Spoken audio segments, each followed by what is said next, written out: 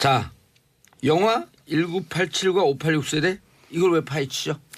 이게 역시 아까 이제 금방 말씀드렸지만 이번에 나온 영화 그 사실 이게 이제 한국의 민주화 과정을 다룬 많은 영화들이 나왔는데 이번에 나온 1987 같은 경우는 아주 좀 반응이 특이한 것 같습니다. 반응이 아마 그 경험을 좀 하셨을 거예요. 지난주부터 이 영화가 개봉된 이래로 신문 칼럼을 찾아보시면 이 1987 영화를 언급하지 않는 칼럼이 거의 없어요. 아, 그리고 네. 처음엔 제가 영화 살짝 전문가 아니에요. 영화 프로도 하고. 그런데 처음에 광고 효과로 쫙 왔다가 대부분이 하얀 곡선인데 이거는 이게 진짜, 중간에 힘을 받을 때 구전 힘이 있거든요. 지금 구전 힘을 받기 그렇죠, 시작했어. 600만 넘어갔어요. 그러니까 이제 386 세대, 지금은 이제 586 세대라고 불리는데 50대가 됐죠. 그 당시에 이제 20대를 보냈던 그분들이 이 영화를 굉장히 많이 봅니다. 많이 보고 보신 뒤에 그냥 끝나는 게 아니라 반드시 무슨 SNS나 블로그에다가 한마디를 쓰세요. 반드시. 이 힘이 굉장히 강한 것 같습니다. 그래서 뭐 개봉 18일 만에 500만 관객이 돌파해가지고 지금 제가 볼 땐 좀 1000만 갈 것 같다는 생각이 드는데. 신관계 때문에 이게 무너질 줄 알았어요. 네. 왜냐면 처음에 250만 갈 때 호덕호덕이면서 갔거든. 그렇죠. 그리고 이제 초반에 밀릴 거라고 생각하고 뭐 중간에 끊기지 않겠나 생각했는데 오히려 중간에 지금 힘을 받아가지고 좀 굉장히 관객 수가 계속 지금 늘어나고 있는 편이죠. 그래서 고마워요, 진짜. 도대체 이게 뭐냐. 왜 지금 586들, 과거의 386들이 이 영화를 좋아하는가. 예. 그 이야기를 한번 해볼까 싶어요. 그 최명기 원장님 몇 학번이세요? 전 86학번이에요. 아, 다 바로 요 세대네. 네. 오. 저도 86이에요.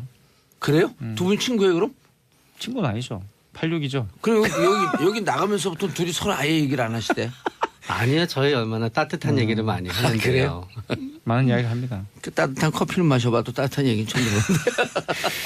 그게 이제 그때가 또 아이러니한데 네. 전두환이 이제 집권하고 있을 때잖아요. 참 전두환은 제 인생에서 정말 제가 이 인생에서 다시 만나기 싫은 사람을 꼽아보라고 한다면 전두환인 것 같아요. 뭐 직접 만난 적은 없지만. 우리가 숫자 쓰여서 이럴 때 그럼 얘기 누가 진지하게 하면 이렇게 보고 있다가 나는 근데 당신이야. 아직까지 호요식을 하고 있죠, 이분이. 진짜 27만 원만 미치겠어요. 있다고 이야기한 적이 있는데 뭐 자서전도 내고 지금 난리를 쳤는데 이분 때문에 사실 뭐 이 386 세대 사실 청춘이 날아간 거나 마찬가지 아닙니까? 제 아는 선배님은 사실 이제 뭐 굉장히 유명하신 소설가가 나중에 됐지만 이분은 이 전두환이 쿠데타를 일으켰다는 소식을 듣고 탈영을 했어요. 군대에서. 누가요? 그런 분이 있습니다. 탈영을 해서 김학이라는 소설가가 있죠. 근데 그분이 이제 사실 전두환 네. 쿠데타를 소식을 접하고 총을 들고 탈영을 한 거죠. 전두환을 죽이겠다고. 그런 사람도 있었어요. 그때. 그만큼 이제 전두환이 그 당시 쿠데타를 이렇게 굉장했는데 굉장한 우리는 많은 사람들이 민주화의 봄에 대해서 들떠있을 때 예. 전두환이 집권을 하면서 사실 이걸 완전히 되돌려 놓은 거 아닙니까? 그죠? 네. 그런 어마어마한 사건이었습니다. 그러니까 그런 전두환이 집권을 하고 있을 때였던 거죠. 그때에 이 재밌는 것은 이 사람이 집권해가지고 한 일이 자기가 이 정권의 정통성이 부족하니까 이상 특이한 조처를 많이 했어요. 그냥 자기의 어떤 그런 집권과 반대되는 일들을 많이 했는데 그 중에 하나가 뭐냐면 학원 자유였습니다. 그래서 많이 대학생 정원을 많이 늘리고 예. 그리고 또 그 당시에 이제 70년대 때 민주화 운동을 하다가 예. 학교에서 이렇게 제적당했던 많은 사람들을 복권시키죠. 그런 일이 있었어요. 그러면서 그게 사실 민주화의 기폭제가 되는 특히 이제 학생 운동의 기폭제가 되는 예. 그런 역할을 했던 겁니다. 그래서 그 선배들이 다 돌아와가지고 사실은 이제 학교 내에서 이른바 이제 다시 민주주의와 관련된 그런 의식화 교육들을 하게 되고 그게 또 이제 저같이 신입생들에게는 영향을 미치게 되고 아니 그렇게 됐던 거예요. 제가 일단 81년도에 전두환 씨가 네. 그 졸업정원제를 실시해요. 맞아요. 그래서 전체 학생의 130%를 뽑게. 그렇죠. 네. 우리 영어과 같은 경우는 200%를 넘게 이게 뽑아요. 받는 건 자유롭게 받고 예. 졸업을 네. 정원을 정하자라는 거죠. 대학의 비판 의식을 약화시키기 위해서 네. 대학생을 확 늘린다는 거죠. 83년도 그거는 말이 안 돼요. 말이 안 대학생을 더 많이 들리면 더 많이 더 많이 비판적이 사실은 생기는 이렇게 건데. 많이 뽑아놓고 나서 예. 졸업이 안 된다고 생각하게 되면은 시위를 하거나 학생운동을 하지 않고 공부만 할 거라고 생각한 거예요. 그렇죠. 근데 어차피 졸업은 다 순진한 돼도. 생각이죠. 네. 그리고 그때 83년도에 감옥을 갔다 왔거든요. 네. 갔다 왔더니 84년도에 바로 감옥에서 나오면서 바로 복적 조치를 제적됐잖아요. 잘렸는데 다 복적을 시키는 거야. 네. 그래서 복학생 대책협의회 복대협 회장 있잖아요. 내가 또 우리 외대. 네. 그러니까 그게 전두환 정권이 사실 광주에 어떤 봉기를 진압하고 사실은 정권을 잡은 거잖아요. 광주 그렇죠. 시민들을 광주 민주항쟁을 희생시키면서 그러한 것에 대한 어떤 그 정통성에 대한 어떤 위기의식 이런 것들이 결국 그런 민주화 조치를 예. 자기들로 또 어쩔 수 없이 하게 만들었다는 거죠. 예. 자, 그런데 50대가 이 영화를 찾는 이유는 당시에 우리가 그 피 끓으면서 사회 민주화를 위해서 헌신했던 그 기억 때문에 찾는다? 무슨 이유 때문에 찾는 거예요? 결국 그거죠. 이제 물론 이제 그 당시에 역사적 사실을 놓고 보면 학생 운동에 참여했던 많은 분들은 사실 소수입니다. 그렇게 많은 분들은 아니었어요. 그러나 많은 분들이 참여는 안 하지만 그렇죠. 박수를 보내고 바로 그거에 공감을 대한- 하고 있었죠. 그러니까 본인들이 직접 참여는 못했다 손 치더라도 그런 학생 운동을 하는 학생들에 대한 부채의식 같은 게 있었어요. 많은 사람들이. 그래서 그분들이 사실 지지를 보내고 있었던 예. 것이고 그 지지를 보냈던 그러한 어떤 본인들의 과거가 정당화되는 게 바로 이 영화였던 거죠. 이 영화를 보면서 그래 나도 하지는 못했지만 또 그때 박수 먹고 살긴 바빴지만 박수를 보내. 왜냐하면 이 영화에 보시면은 그 택시 기사분들이 이렇게 클락션을 울린다든가 뒤에다가 전두환 불러가라. 그렇죠. 회사원들이 이렇게 창문 열고 이렇게 환호를 보내는 그런 장면이 나오는데 이제 그런 것들이 생생한 기억으로 다시 살아나는 거예요. 이 영화를 보면서. 이게 최 원장님 우리가 이제 감옥 갔다 오고 노동운동한다 뭐 농민운동한다 도시빈민운동한다 그러면 현장으로 막 가잖아요. 네. 그때 재밌는 현상이 같이 운동을 했던 친구들이 직장에 다니는데 그때는 직장에 잘 들어갔잖아요. 그럼 월급날 되면 그 친구들하고 연락을 했고 만나요. 네. 만나면은 밥도 사주고 한 10,000원이고 20,000원이 30,000원이고 50,000원 이렇게 용돈을 줘. 미안하니까 자기는 직장 생활을 하고 계속 우리는 민주화운동을 한다고 하면서 활동을 하니까 이렇게 용돈을 줘요. 그게 한 10몇 년 동안 계속 지속됐어요. 그렇죠. 그리고 그때는 대학생이 시위를 하면은 뭐 먹을 것을 갖다 주는 건 기본이었고. 그렇죠. 어떤 분은 돈도 주셨습니다. 네. 아니 학교 타고 이제 앞에 택시 타고 가라고. 학교 앞에 그 할머니 집은 다 있잖아. 어느 대학이든지. 그죠. 들어가면 다 공짜로 할머니 이렇게 집 밥도 가면 주시고 그날은 그랬어요. 네. 막 막걸리 공짜로 주고 두부 공짜로 주고. 그러한 어떤 공동체의 경험이 네. 이 영화에서 환기가 됐던 거죠. 그래서 내가 20대 그 함께 박수를 보냈던 그렇죠. 그러나 미처 참여하지 못했던 이 사회에 대한 부채의식으로 이 영화를 보면서 영화를 본다. 이 영화에 등장하는 많은 장면들을 통해서 굉장히 또 영화가 공감을 디테일하게 하고. 예. 이걸 보여줬기 때문에 공감을 하게 되는 거죠. 그러면 또 일정 부분은 이 영화가 그렇게 단지 정치적 메시지만을 남겼다 그러면 이렇게 호응을 못 받았을 거예요. 그렇죠. 근데 펑펑 운대요 네. 다. 왜 그 감정선을 자극할 수 있냐 하게 되면은 결국은 20대는 모든 사람한테 빛나는 거거든요. 그러니까 그 당시에는 맨날 최루탄 터지고 그러는 게 되게 하루하루는 힘들었지만 그게 지금 50대에 와서 생각해 놓고 보면은 아름다운 청춘이었던 거예요. 맞아요. 그러면서 이제 또 50대 이 어떤 의미에서 우리가 저성장 시대를 맞이하다가 보면은 여기에서 결국은 나도 한때 20대에는 저렇게 큰 소리 낼 수 있고 뭔가 절정 경험을 하고 뭔가 나의 삶이 이렇게 뭔가 대단한 삶이 될 거라고 생각하고 뭔가 우리가 꿈을 갖고 있었는데 50대에 지금 우리 대한민국에 살면서는 하루하루 이자 걱정을 갖다 해야 되고요. 언제까지 회사를 다닐까 생각해야 되고 완전히 꺾인 날을 보게 되는 거예요. 그런데 이 영화는 비극이거든요, 결국. 그렇기 때문에 결국은 이 부분에 있어서 또 현재 50대의 나의 어떤 불안함이 여기에 투영이 되면서 20대의 어떤 빛나는 싸움이 더욱 어떤 간절해지는 마음을 갖다 이제 가지게 되는 거예요. 우리 오늘 이렇게 할 때 우리 PD님이 마지막 곡, 그 영화의 마지막 곡처럼 그날이 오면 이런 걸 이 노래, 이 방송이 끝날 때 쫙 그걸 깔아주면 무척 아름다울 텐데. 사실 그 노래 나올 때 저도 이제 뭉클했는데 예. 사실 그 노래는 이제 전태일 그 열사가 사실 이제 분신했을 때 그 예. 장례식 때 이제 불려진 노래죠. 전태일 열사를 기념하면서 부른 노래인데 그 노래가 이제 1987 마지막에 이제 나왔다는 거. 이런 것들도 본다면 사실 이 영화에서는 다루진 않았지만 1987 그 민주화 운동 이후에 이런 7, 8, 9 또 노동자 투쟁이라는 게 있었잖아요. 예. 그런 것들을 아주 이 영화는 뭐 다 보여주진 않지만 어쨌든 다 담아내려고 노력을 한 영화입니다. 그런 면에 굉장히 좀 저는 많은 사람이 공감을 일으켰다 보고 또 한 가지는 지금의 정치 상황. 예. 그러니까 이제 박근혜 전 대통령의 어떤 탄핵과 더불어서 등장했던 이 문재인 정부야말로 사실은 지금 586들이 그 87년대에 내세웠던 그러한 이상을 실현하고 있는 정부인 거거든요. 예. 물론 과거에 이제 노무현 정부가 있었지만 노무현 정부만 하더라도 이제 그 당시에 이제 386들이 독자적으로 이렇게 수립을 하는 어떤 정부라 보기 굉장히 어렵죠. 그렇죠. 왜냐하면 이제는 586이 지금은 이제 완전히 이 586이 정치 주도권을 쥐게 된 것이고 됐죠. 이 정부야말로 바로 586의 이상을 보여주는 정부가 된 거죠. 그게 또 굉장히 큰 역할을 하고 있다고 봅니다. 저는 그 586임에도 불구하고 저는 이제 찍기다시가 돼 있어요 지금은. 방송 용어 맞아요, 스키다시. 스키다시. 스키다시. 그 일본 말 쓰면 안 돼요? 예? 모르겠어요. 근데 스키다시가 일본말 아닌가요? 일본말이요. 스키다시는 부산말이에요. 찍기다시. 찍기다시 무슨 뜻이 되는데요? 부산말이요. 부산말. 약간 그냥 비주류.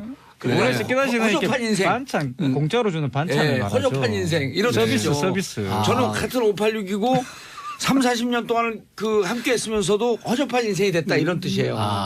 그런데 이 영화가 또 50대 관객만으로서는 이렇게 많은 호응을 받을 수 없잖아요. 예. 이 영화에는 또 어떤 의미가 있냐 하면은 20대 관객들이 봤을 때는 현재 20대 관객들이 봤을 때는 본인이 이 당시에 20대가 되면서 작년에 있었던 촛불 시위를 갖다 다시 공감을 리마인드 하는구나, 공감하게 또. 되는 거예요. 그래서 양끌이가 되면서 올라가게 되는 거고요. 거기에 이제 또 결국은 대통령의 어떤 그 영화를 갖다 본 거라든가 어떤 의미에서 이 영화에 대한 논쟁을 갖다 보수층에서 일으키게 되면서 오히려 이 영화의 흥행을 도와주고 있는 거예요. 저는요. 정진희님 부모님과 같이 1987 보고 왔는데 하시는 말씀이 그때 참여 못하고 지켜만 봤던 게 미안한 마음이 너무 컸다고 하시더라고요.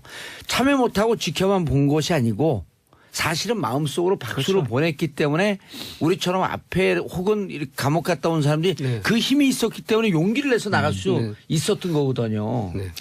그러니까 그때 이제 넥타이 부대, 그렇죠. 박수 부대가 있었기 때문에 앞에서 그러니까 돌 던지는 사람들도 그 있었던 영화에도 거고. 이제 잠깐 묘사가 되는데 예. 이제 시위를 거리로 나가면 사실 그 전에는 굉장히 무서운 분위기죠. 와서 이제 이 사복조가 와서 이렇게 잡아가는데 굉장히 무섭잖아요. 거기 남영도 앞에 총 네. 카바 입고 내린 사람이 그게 이제 이른바 백골단. 백골단 헬멧을 허연 걸 네. 써놓고 백골단이라 네. 그랬거든요. 원래는 이제 사복 체포조죠. 정신명칭. 근데 이 사복 체포조가 오고 그러니까 아주 공격적으로 이제 진압을 하는 겁니다. 그런 식으로 아예 모이지도 못하도록 만들게. 근데 이제 박정철 그 열사가 이 열사가 이제 죽은 뒤로부터는 분위기가 많이 달라졌어요. 그래가지고 시위를 해도 숨겨주는 겁니다. 예. 숨겨주고 영화에서 딱 나오잖아요, 닫잖아요. 이게. 그게 진짜 그런 일이 있었어요.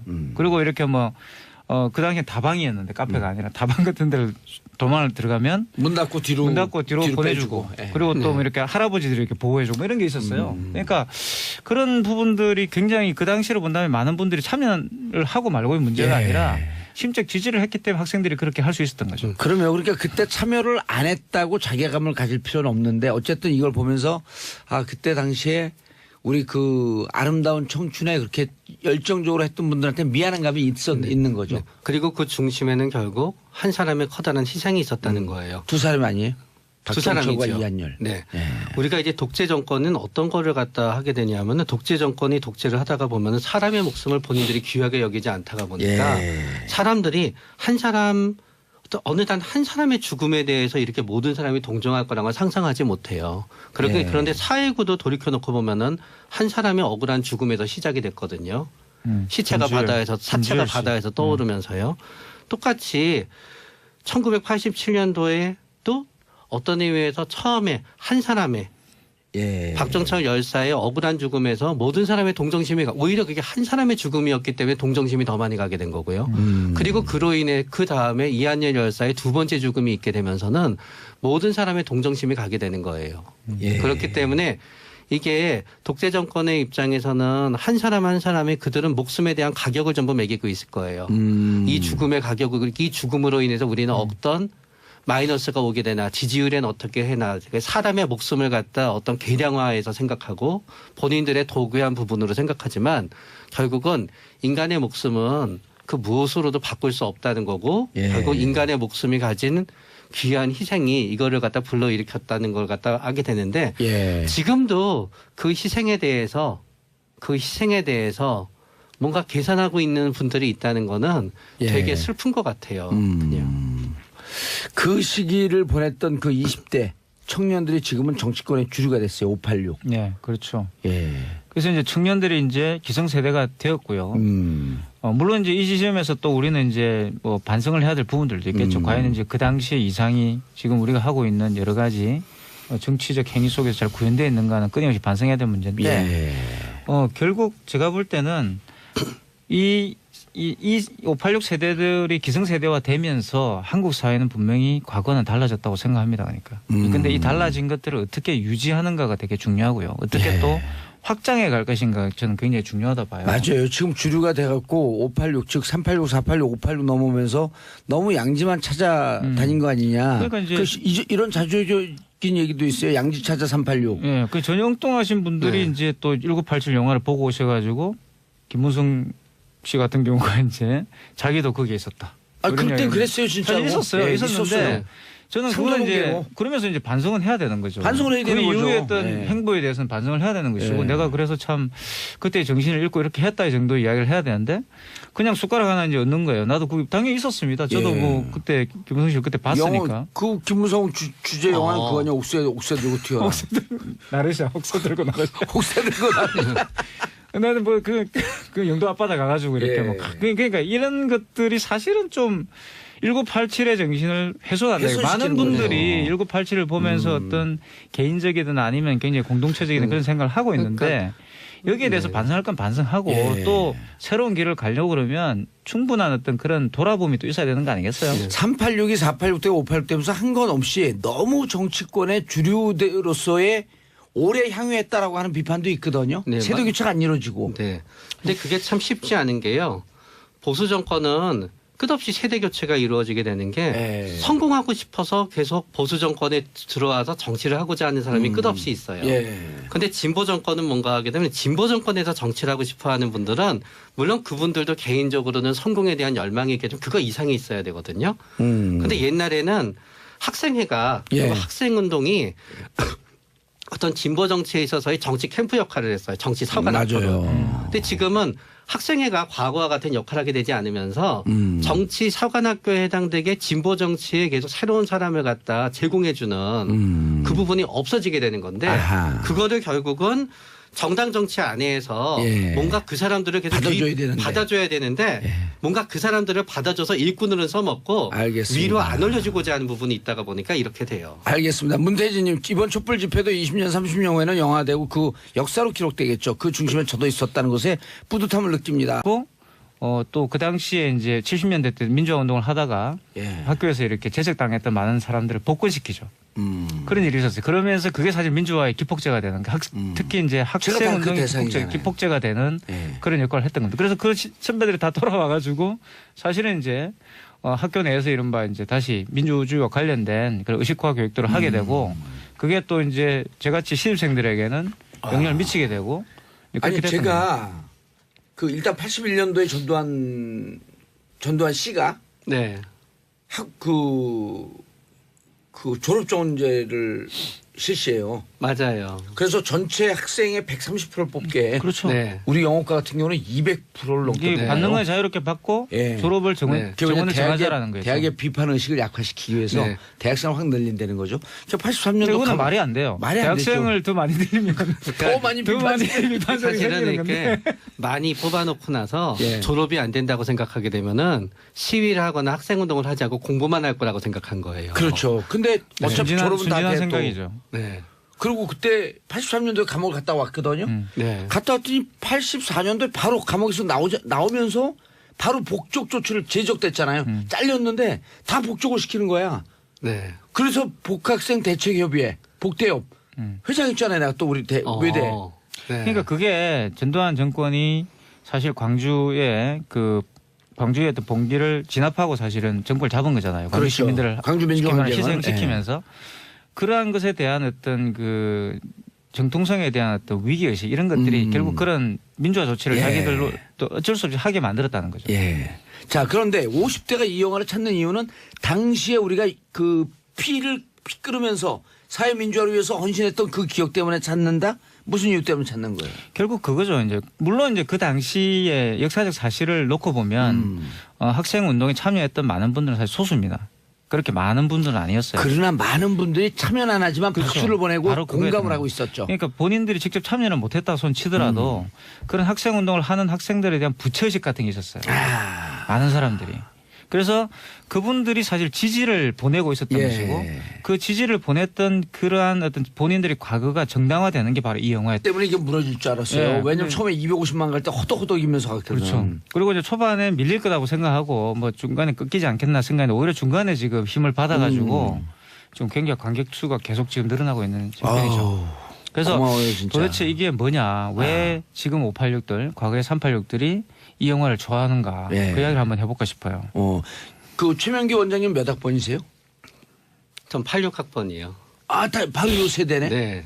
오, 저도 86이에요. 그래요? 두 분 친구예요, 그럼? 친구는 아니죠. 86이죠. 그리고 여기 나가면서부터 둘이 서로 아예 얘기를 안 하시대. 아니요, 저희 얼마나 따뜻한 얘기를 많이 하는데요. 많은 이야기를 합니다. 그 따뜻한 커피를 마셔봐도 따뜻한 얘기는 처음 들었는데. 그게 이제 그때가 또 아이러니한데 네. 전두환이 이제 집권하고 있을 때잖아요. 참 전두환은 제 인생에서 정말 제가 이 인생에서 다시 만나기 싫은 사람을 꼽아보라고 한다면 전두환인 것 같아요. 뭐 직접 만난 적은 없지만. 우리가 숫자 쓰여서 이럴 때 그럼 얘기면 누가 진지하게 하면 이렇게 보고 있다가 나는 근데 당신이야. 아직까지 호요식을 하고 있죠, 이분이. 아, 진짜 27만 원만 미치겠어요. 있다고 이야기한 적이 있는데 뭐 자서전도 내고 지금 난리를 자, 영화 1987과 586 세대 이걸 왜 파헤치죠? 이게 역시 아까 제 금방 말씀드렸지만 이번에 나온 영화 그 사실 이게 이제 한국의 민주화 과정을 다룬 많은 영화들이 나왔는데 이번에 나온 1987 같은 경우는 아주 좀 반응이 특이한 것 같습니다. 반응이 아마 그 경험을 좀 하셨을 거예요. 지난주부터 이 영화가 개봉된 이래로 신문 칼럼을 찾아보시면 이 1987 영화를 언급하지 않는 칼럼이 거의 없어요. 아, 그리고 네. 처음엔 제가 영화 살짝 전문가 아니에요. 영화 프로도 하고. 그런데 처음에 광고 효과로 쫙 왔다가 대부분이 하얀 곡선인데 이거는 이게 점점- 중간에 힘을 받을 때 구전 힘이 있거든요. 지금 구전 힘을 받기 그렇죠, 시작했어. 600만 넘어갔어요. 그러니까 이제 386 세대, 지금은 이제 586 세대라고 불리는데 50대가 됐죠. 그 당시에 이제 20대를 보냈던 그분들이 이 영화를 굉장히 많이 봅니다. 많이 보고 보신 뒤에 그냥 끝나는 게 아니라 반드시 무슨 SNS나 블로그에다가 한마디 쓰세요. 반드시.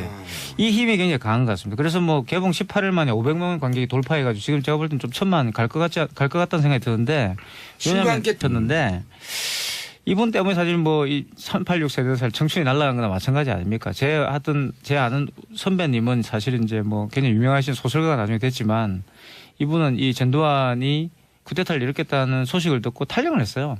군대에서. 누가요? 그런 분이 있습니다. 탈영을 해서 김학이라는 소설가가 있죠. 근데 그분이 이제 사실 전두환 네. 쿠데타를 소식을 접하고 총을 들고 탈영을 한 거죠. 전두환을 죽이겠다고. 그런 사람도 있었어요. 그때. 그만큼 이제 전두환이 그 당시 쿠데타를 일으키고 굉장했는데 굉장한 우리는 많은 사람들이 민주화의 봄에 대해서 들떠 있을 때 예.